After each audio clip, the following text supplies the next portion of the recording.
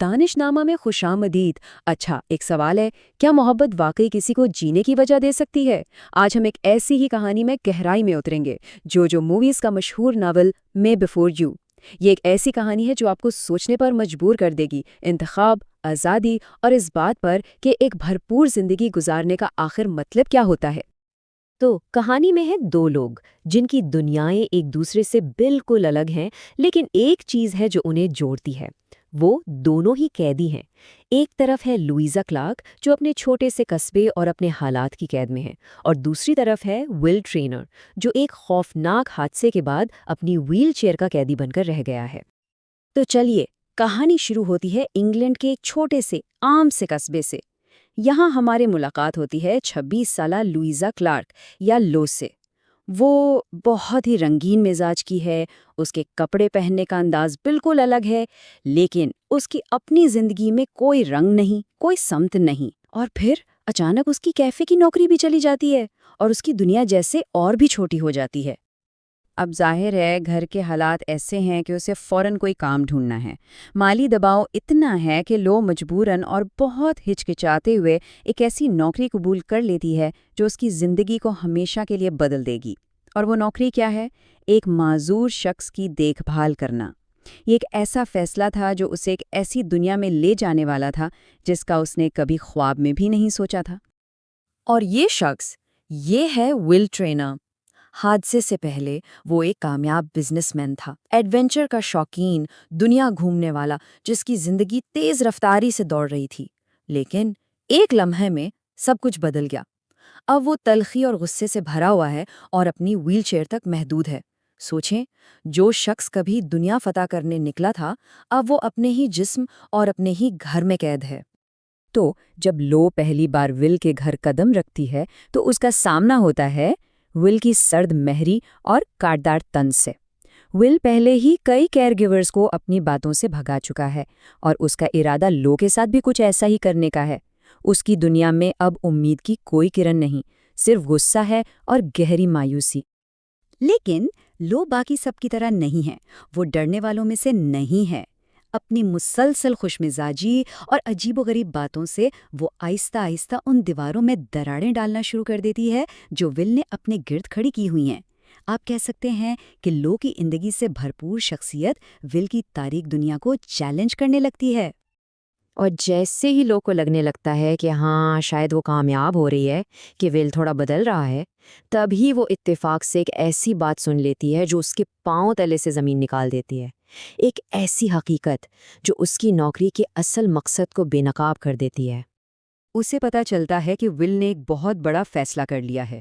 وہ سوئٹزرلینڈ کے ایک کلینک میں اپنی زندگی ختم کرنا چاہتا ہے۔ اس نے اپنے والدین سے صرف 6 مہینے کی مہلت مانگی ہے، اور اسی لمحے لو کو احساس ہوتا ہے کہ اسے یہاں صرف ول کی دیکھ بھال کے لیے نہیں رکھا گیا، بلکہ اس کا اصل کام ہے ان 6 مہینوں میں ول کا ارادہ بدلنا۔ اب یہ صرف ایک نوکری نہیں رہی، یہ اس کی زندگی کا سب سے بڑا مشن بن گیا تھا۔ تو کہانی کا سب سے بڑا سوال یہیں سے ابھرتا ہے، کیا ایک انسان دوسرے انسان کو یہ یقین دلا سکتا ہے کہ زندگی جینے کے قابل ہے؟ لو کا مشن اب وقت کے خلاف ایک دوڑ بن چکا ہے۔ اسے کسی بھی طرح ول کو یہ دکھانا ہے کہ اس کی تکلیف کے باوجود زندگی میں اب بھی خوبصورتی باقی ہے۔ تو ان 6 مہینوں کی الٹی گنتی شروع ہو جاتی ہے۔ لو اپنی پوری جان لگا دیتی ہے، وہ ول کی زندگی کو چھوٹے بڑے ایڈونچرز، خوشی اور نئے تجربات سے بھرنے کی کوشش کرتی ہے، اور اسی سفر کے دوران ان کا رشتہ ایک کیئر گیور اور مریض کے رشتے سے بہت آگے نکل جاتا ہے۔ یہ ایک گہری محبت میں بدل جاتا ہے۔ لو ول کو وہ دنیا دکھاتی ہے جو وہ بھول چکا تھا، اور ول شاید زندگی میں پہلی بار کسی کو اپنی ٹوٹی ہوئی دنیا میں آنے کی اجازت دیتا ہے۔ وقت گزرتا جاتا ہے، 6 مہینے ختم ہونے کو آتے ہیں، اور ان کی محبت گہری ہوتی چلی جاتی ہے۔ لیکن اس محبت کے باوجود ایک تلخ حقیقت اپنی جگہ قائم رہتی ہے۔ لو کو یہ احساس ہونے لگتا ہے کہ شاید اس کی محبت، اس کی تمام کوششیں ول کے اس اٹل فیصلے کو بدلنے کے لیے کافی نہیں ہیں۔ اور آخر کار ول کا فیصلہ قانونی طور پر بھی درست مانا گیا۔ قانون کی نظر میں یہ ایک ایسے شخص کا فیصلہ تھا جو ذہنی طور پر بالکل ٹھیک تھا، جس نے سوچ سمجھ کر اپنی مرضی سے اور بغیر کسی دباؤ کے یہ قدم اٹھایا تھا۔ یہ اس کا اپنا انتخاب تھا۔ ول کے جانے کے بعد لو کے پاس اس کا ایک آخری خط رہ جاتا ہے۔ یہ صرف ایک خط نہیں ہوتا، یہ ول کی طرف سے ہدایات ہیں، اس کی محبت کا ثبوت ہے اور لو کے لیے اس کا آخری تحفہ ہے۔ اس خط میں ول اسے پیرس بھیجتا ہے۔ وہ اسے کہتا ہے کہ ایک خاص کیفے میں بیٹھ کر اس کا خط پڑھے، یعنی ول اپنی آخری الوداع کو لو کی زندگی کی ایک نئی شروعات میں بدل دیتا ہے۔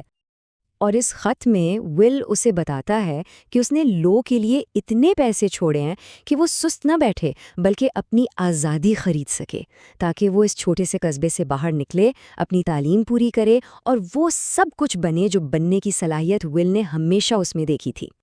ول کی آخری خواہش یہ نہیں تھی کہ لو اس کے لیے روتی رہے، بلکہ یہ تھی کہ وہ زندگی کو اسی بے خوفی اور جوش سے اپنائے جو ول کو اس میں نظر آتی تھی۔ ایک طرح سے ول نے لو کو جینے کا حوصلہ دے کر اسے اس کی چھوٹی سی محدود زندگی سے بچا لیا۔ وہ بس یہ چاہتا تھا کہ لو اپنی زندگی کو بھرپور طریقے سے جیے۔ اور یہی پیغام بس اچھی طرح جیو اس ناول کا سب سے بڑا سبق بن جاتا ہے۔ یہ ہم سب کے لیے ایک دعوت ہے کہ اپنی زندگی کو بھرپور، بے باک اور بغیر کسی سمجھوتے کے گزاریں۔ یہ کہانی ہمیں یاد دلاتی ہے کہ زندگی کتنی قیمتی ہے اور محبت کتنی طاقتور ہو سکتی ہے۔ تو آخر میں یہ کہانی ہمیں ایک بہت گہرے سوال کے ساتھ چھوڑ جاتی ہے کہ بے باکی سے جینے کا اصل مطلب کیا ہے؟ کیا اس کا مطلب ایک لمبی زندگی ہے یا ایک ایسی زندگی جس کا ہر لمحہ معنی خیز ہو؟ اگر اس کہانی نے آپ کو بھی سوچنے پر مجبور کیا ہے تو اسے لائک کریں، سبسکرائب کریں اور اپنے دوستوں اور خاندان کے ساتھ ضرور شیئر کریں۔ خوش رہیں، اپنا اور اپنے گھر والوں کا خیال رکھیں۔